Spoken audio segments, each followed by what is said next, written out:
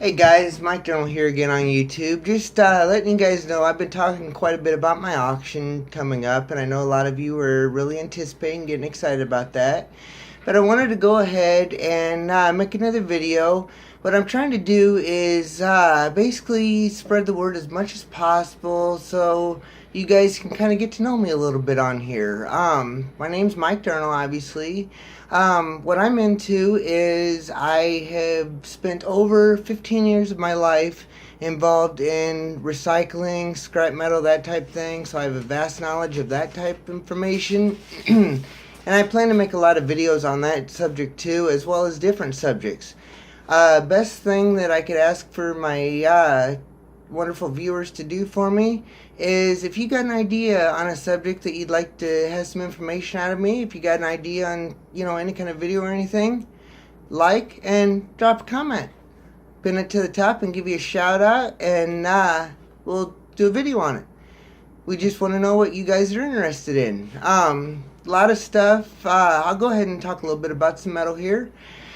As I had said before, you have aluminum cans, which is UBCs. You have aluminum, brass, copper, aluminum, which is UBCs. Then you have old sheet aluminum. Old sheet aluminum is going to be roughly your, say, pots and pans. It's kind of like the junk part of the, you know how in a previous video I told you folks about scrap metal, about the difference between white goods, shredder, car bodies, that type thing.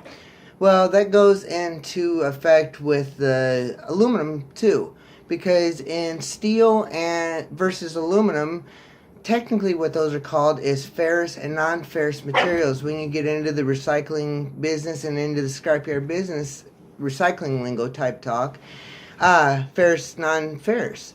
Ferrous materials will stick to a magnet. Non-ferrous materials will not stick to a magnet.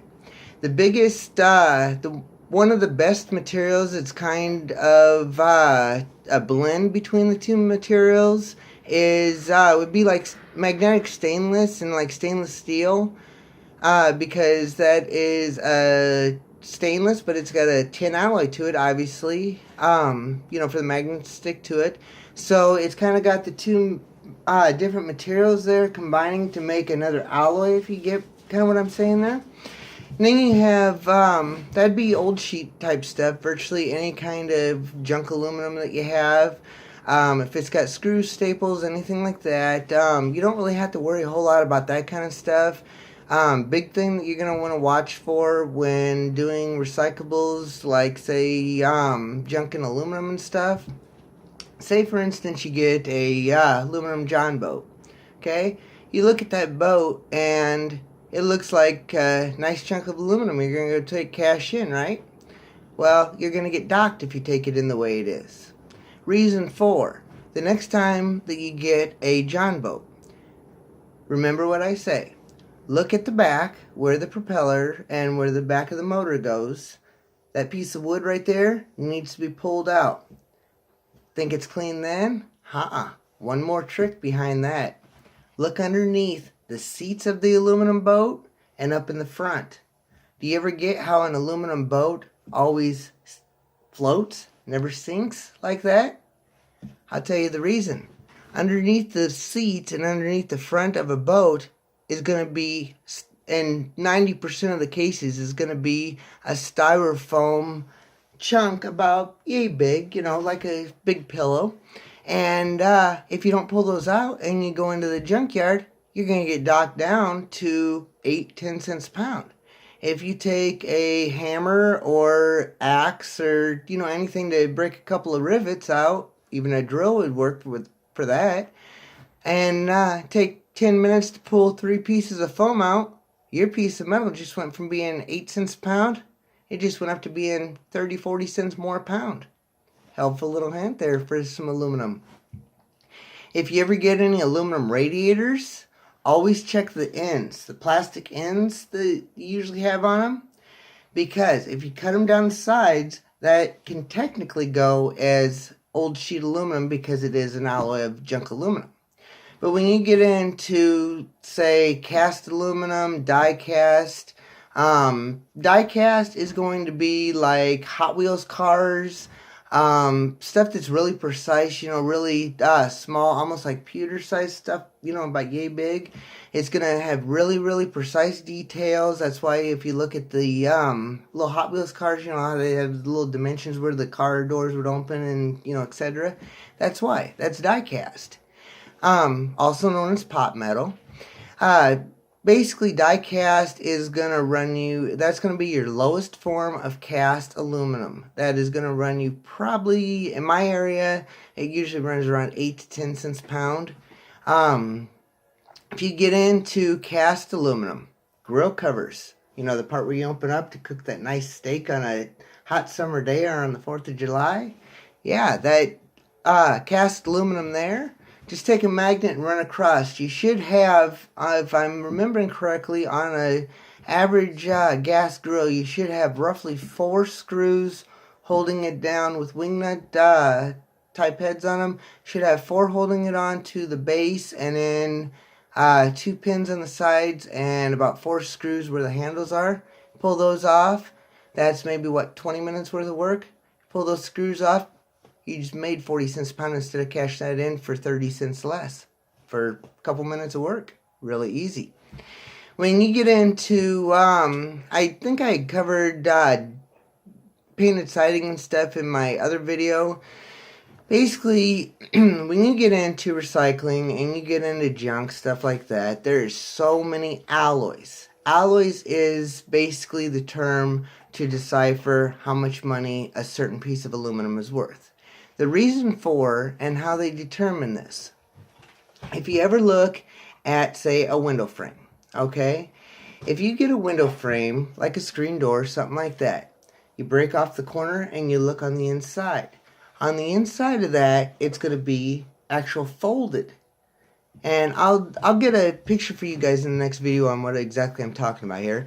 But the difference between old sheet aluminum and extruded aluminum is old sheet aluminum is actually folded and pressed and crushed into place, where extruded aluminum has a lot more structural with the alloy to it. It's a lot more stronger of an alloy versus, say, alloy of aluminum foil, which basically they just run that back and forth on a press until it's, yay small, and then just roll it up and basically put it in rolls and sell it to you.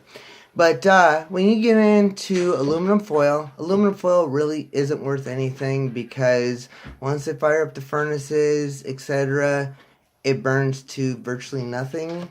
Aluminum cans are another situation. I had spoken about those in my recent video, which is UBC's used beverage containers, the only grade of aluminum for human consumption. If you look at other grades of aluminum and the structural part, like door and window frames, if you break the corner and actually look on the inside, on the corner where it kind of joints as your joint there, you'll actually see that it's been pushed through an extruder, like a cookie press type thing. That's how you tell the difference between old sheet aluminum and extruded aluminum. Extruded aluminum is worth more money. They go by 2 different alloys in extruded aluminum. They have ironing extruded aluminum, which has got the little corners usually in the door and window frames. They'll have about probably a 2 to 3 inch little square or like triangle little metal piece up there in each one of the things, with usually about 4 screws per one of those little corner units. And if you take those off, you just basically took that from being iron extrusion, which would have been roughly around 20-30 cents under clean, and now you've got clean. When you get into other stuff, like, say, painted siding, I think I already discussed that again. The foam backing on that would make that actually breakage. Some have foam, some have like a cardboard. I call it like a dried up sawdust type stuff is what I honestly call it. It's a pain in the butt, and I don't really like to even mess with painted siding, to be honest with you. If you get into aluminum rims, there, for instance, Now see how we talked about the aluminum foil that was real thin, and when it went into the furnaces to be melted down, it basically went to nothing, so it's technically garbage. Well, when you do the when you get up into the stronger alloys, like the old sheet, which like I said before, was pressed and folded, like your aluminum cans, how they're folded on the top and everything. And once you start getting into the higher alloys, then you get into the extrusion, like the cookie press. Then you get into even bigger extrusion and heavier alloys. Aluminum rims, for instance. Aluminum rims, you have aluminum rims, which I believe in my area they are 60-61 alloy for aluminum rims, auto wheels, and 60-63 I believe for semi truck rims. And basically with those alloys, what you need to look for is go around on the inside of that, and you're going to want to look for any lead wheel weights. Always pull those off. They're not always on the rims. Sometimes, they got the sticky ones, and sometimes they have those stuck. I usually just take a chisel or a flathead screwdriver, take a hammer, just tap that 3 taps, it comes right off. You also want to run a magnet. If you have the bead of the tire that's like this on the rim, run a magnet from right here in on the inside. Once in a while, you'll find a rim that's got a steel band in there. If it does, and if you get caught with that and say you've got 500 rims to sell, and say you get caught with that one rim, you could really have a lot of explaining to do or really get docked for the whole load, believe it or not. Because when recycle centers, stuff like that, they're out to make their money, yes. But how they're going to look at a situation when you go in there is they're going to look at the stuff. They can tell if you know the different metals, if you don't know the different metals. They kind of, they can watch, and they've been in the business long enough to be able to see and know, when they're looking at the stuff. So the best thing to do if you want to get the best prices for your scrap metal and your recycling is pre-cut. And what I mean by pre-cut is the more work that if you don't have anything to do on a Saturday afternoon and you got a great big pile of junk, okay, you can go out in your backyard and take a torch, reciprocating saw, anything like that. After you pull the screws out and stuff, take the structural aluminum. Structural by aluminum guidelines would be MLC, which is mixed low clip, and what that is pure aluminum that is structural. Structural aluminum has to be at least a 1/16 of an inch. I think it's either an 1/8 or a 1/16 of an inch thick, and then if you cut it in 2 to 4 foot sections, the price goes up because when you go into scrap yards, that is called prepared steel. So if you've already taken the time to cut it down in 2, maybe 3 foot sections and got it all bundled up, like say I-beams or any kind of square channel, anything like that, and you've got it where all they have to do is pick it up off your truck and set it and do whatever with it, you just save them a bunch of work. Mostly, if you get a really, really good scrapyard or a really good recycling center that appreciates it, they usually will give you either a bonus, for doing it, have a different price, for prepared. What they actually call it is prepared iron or prepared materials. And what that means is that you have went through and basically pulled all the steel screws out, pulled all foreign material. If it's aluminum, there's nothing in that container but aluminum. If it's painted siding, there is nothing in that container but every piece of aluminum would be in the category of painted aluminum siding. Okay, when you get into open-faced and closed-faced electric motors, for instance, now here's a two-way street. When you get into electric motors, have you ever noticed how if you pull an electric motor out of, like, say, your household dryer, how it's got open face where you can see into the turnings and see the copper wire? Got bad news for you. always take a file, because about 85 to maybe 95% of the motors I personally have ran into, if it's open face motors like that, chances are the copper windings that look copper and that little shiny coat on there is actually varnish. If you shine that down, the open face motors are usually aluminum wire, which is EC wire. And I'll get into another subject on that in another video. Like I said, I've got a ton of knowledge on metal recycling, stuff like that, and I want to share it with you guys. If you guys can make some money, I know times are hard out in this world, and different areas around the world, stuff like that. And if you guys got something sitting around, a bunch of junk, and don't know how to make some money, I'm here for you. I'll try and help you out, get the best money you possibly can. There's all kinds of ins and outs, tricks, trades, all kinds of stuff like that.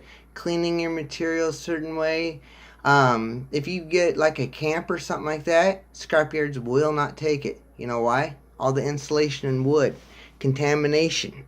When they buy that, if they buy, say, a camper from you, and say it weighs 3,000 pounds across the scale, by the time they get done tearing all the wood, all the drywall, all the carpet, all the inside, your wonderful living facilities, and get rid of all that and strip it down to the frame, everything, well, they've got the car that maybe weighs a ton, but they've got that pile of wood and stuff that isn't worth anything. So that's why they don't take that kind of stuff. See, most scrapyards, as far as copper, stuff like that, if you ever find any copper in like electric motors, stuff like that, closed face motors. And what I mean by closed face motors is closed is when you can't see any of the windings. All you can see is the outer housing and then the shaft that comes out. Those 99% of the time are filled with copper. The other ones, open face, like out of dryers and stuff, cheapos, no. They're usually out of aluminum wire, and if you spend all the time stripping all that wire out, and don't believe me on doing it, go right ahead, strip it all out, take it in, and I guarantee you, it's gonna be most usually, in guaranteed situations, it's gonna be aluminum wire. I know all the motors I've ever taken apart like that, and spent the time actually sitting there for hours and cutting those wires and everything. And when I first got into it, I was really, really disappointed when I thought I had a bunch of money coming, and it's aluminum, and price went from being up here to kind of, depresses you a little bit. But that's what I'm here for, to help you guys out. So, kind of, the big brother type thing. So if I can help you guys make some money on junking, recycling, any kind of topics, anything like that, I've been keeping an eye on my YouTube subscriptions and views. Thank you guys so much. Don't forget to drop a like, drop a comment, and subscribe. I'm watching that subscriptions going up, and I've been making videos left and right. Sorry if I annoy you, but just trying to make as many videos as possible, because biggest reason why I want to is I want to reach out to you guys, share my knowledge for recycling, share my knowledge for scrap metal. I'm going into this new business venture of doing this antiques, collectibles, buy, sell, trade type thing, live streaming, which I know, a lot of you have heard about. If you haven't, check out my YouTube channel. There's a lot more info on there. My secondhand deals on Facebook page. There's a lot of info there. You might want to check it out. A lot of cool items, stuff like that. But basically, I'm just trying to do as many videos as possible, just so you guys can kind of get to know me a little bit. I realize, with sitting here, I'm in Illinois right now, so there's somebody sitting in China or somebody sitting in Alaska, can't really meet face to face and everything. So I want you guys to get to know me. So if you guys have any questions, anything, reach out to me. 90% of the time, I'm on Messenger, my Facebook page, send me a friend request, anything like that. Definitely, please, like, subscribe, And follow me on here, follow me on Facebook. And if any of you guys know any secrets, anything like that, or any of you real big guys feel like helping a little guy out just starting out, greatly appreciate if this video could not, going for top ranking, but just, going for get some views. If you guys got anything, I appreciate, if you guys kind of added my tag in there or something, kind of, let people know about me. So, alright, well, thank you guys very much. A huge thanks to each and every one of you that tuned in tonight to do the live chat and everything. We did not have the auction tonight, so you guys are safe.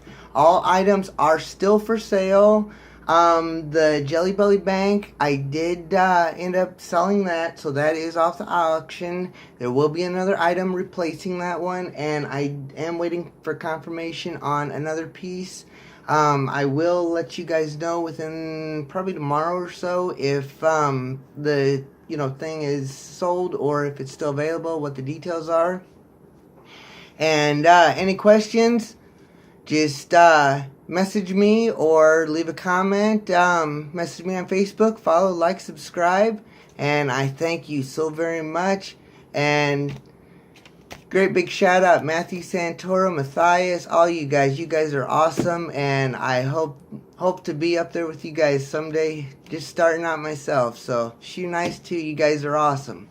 And Planet Nolan, the Riches, all you guys, crazy, amazing.